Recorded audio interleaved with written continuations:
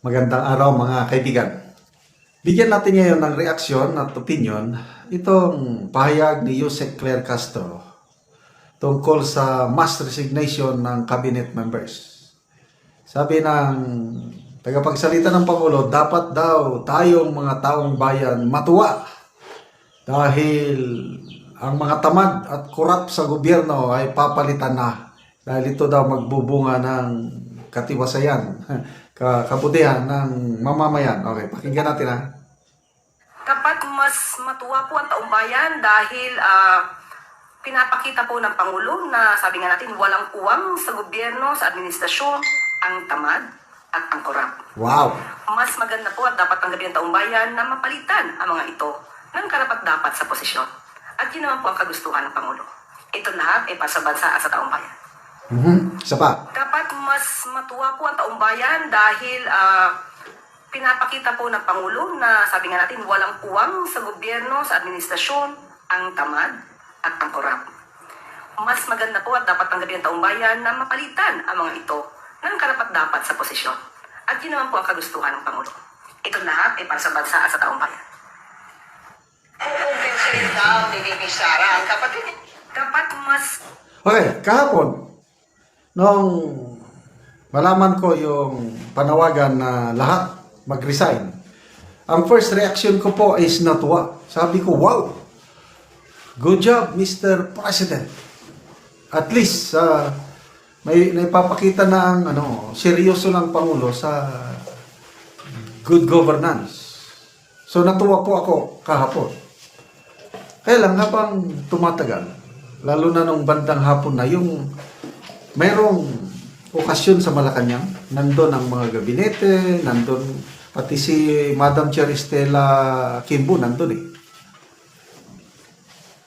Yung kanyang opening statement na the honorable members of cabinet.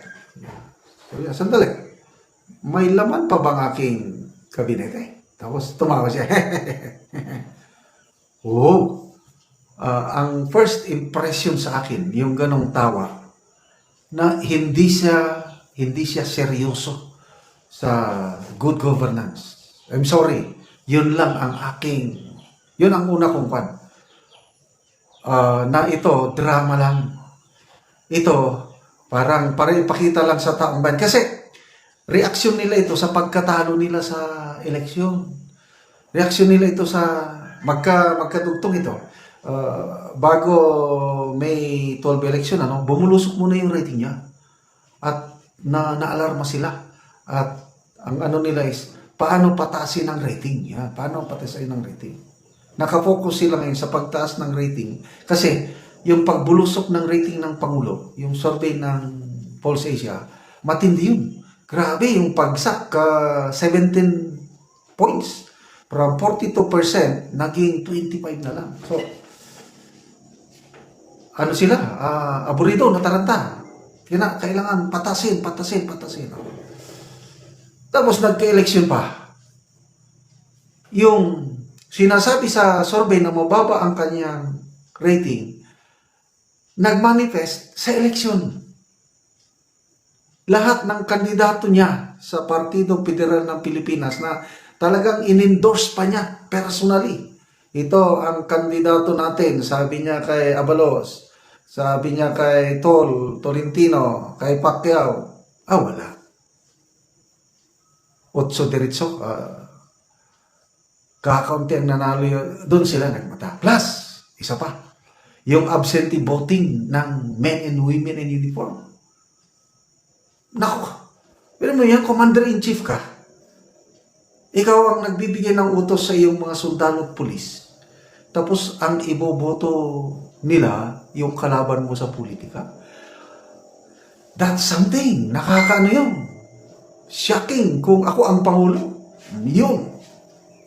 Kaya nataranta sila pagkakita nun yung mababang rating, talunan ng kandidato nila, absentee voting ng men and women in uniform, delikado, baka kung itong mga tropa, tahimik lang, baka kung anong gagawin, dapat may, anong gagawin nila? Yon, nagpa-interview kay Kato Nyeng. And then interview kay Katunying, yun na. Resign kayo lahat. Nakita ko dyan is image building. Image building. Para may pakita na, good job, Mr. President. Kasi nga ako, mismo, una kong reaksyon, good job, but later on, na-realize ko, hindi pala. So, hindi ako natutuwa as of now. Okay? Depende sa tatanggapin resignation at hindi. Paano? 33 na ata yung nag-resign. Ang sabi, itong mga nag-resign, tuloy pa rin ang paninilbihan. I-review pa. Wala na yan. Okay. Maligaya ako kung tatanggalin na si Mr. Larry Gadon. Anong ginagawa ni Gadon dyan? Ayun. Noong una, sabi ni Gadon, hindi daw siya kasama sa order. Sabi ni Jose Claire Castro, kasama ka. Nakita ko sa listahan, nag-resign. Gadon. Okay. Matutuwa ako kung talagang sisibakin na yung mga gabinete na nasangkot sa pag-aresto, pagdala kay Tatay Digong sa Netherlands. Alam mo na, yung Rimulya, yung mga nagplano, yung mga lumalabas na utak, sila yung nagplano. Kung tatanggalin yan, yes. Yan, matutuwa na ako. Papaano kung ang tatanggalin? Ayan, ito pa, matutuwa ko. Kung si Soljen Maynard Guevara, Guevara, i-retain nila. Wow, that's good. Kailan kung si Soljen Guevara, may mga nagsasabi, mga analyst, tatanggalin daw si Guevara, wala na yun. Kung tatanggalin nila ang DE Secretary, kasi wala nang qualification ng DE Secretary. Ano ba, hindi man siya farmer, what? Fishing magnet, magagawa niya sa DE Secretary? Tanggal. So, depende ngayon sa resulta. Kasi, ano pa lang ito, pakitang tao pa lang. Sana, totohanan na ito para matutuwa ang taong bayan. Lalo na, ulitin ko, yung mga gabinete na nasangkot sa pagdala kay Tatay Digong sa Netherlands.